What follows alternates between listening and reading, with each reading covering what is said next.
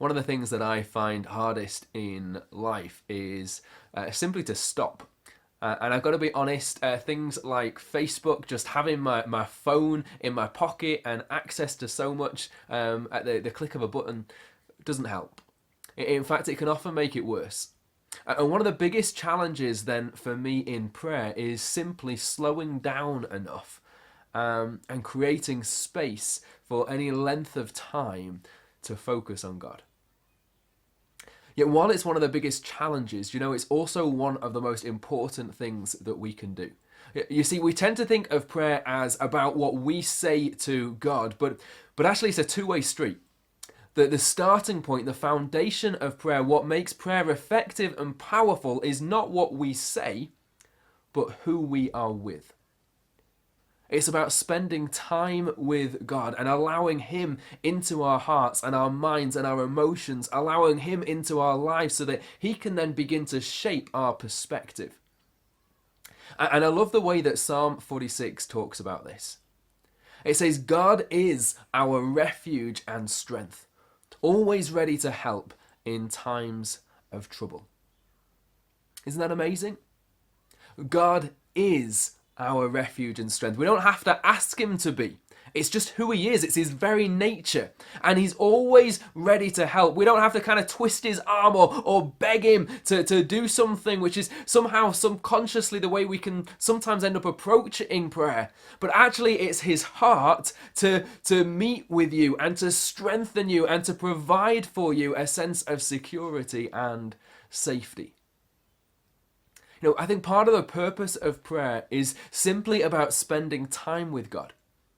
So that every day we would come back to a place where we realize who it is that we get to live life with, who it is that is with us and for us. So that we would remember how big God is and how much God wants to help us. And that truth would then shape our thinking. It would bring peace to our fears and our anxious thoughts. The psalmist writes, let the oceans roar, let the mountains tremble. Whatever happens around me, however scary that may be in the natural, I don't have to be afraid. Let it happen. Because the Lord of heaven's armies is here with me. Because God is my refuge and my strength. And so my big encouragement for you in prayer today is a simple one. But it has the power to transform the whole way that you are seeing life right now. And it's to be still, to stop, to make time, to know, to remember, to think about, to meditate on, to ponder how big God is. That He is on the throne in whatever it is that you are facing. That He's with you and He is your help. Be still and know that because He is God, you don't have to be afraid. You don't have to be afraid about what's going to happen, whether personally in your own life or with your business or with your health, or whether it's nationally, and we're talking big picture, internationally with the government or with the economy or with international relations and what's going on in different places. You don't have to get worked up and frustrated and angry because what you see going on.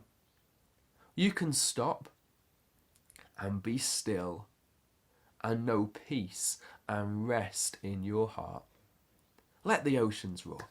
Let the mountains tremble.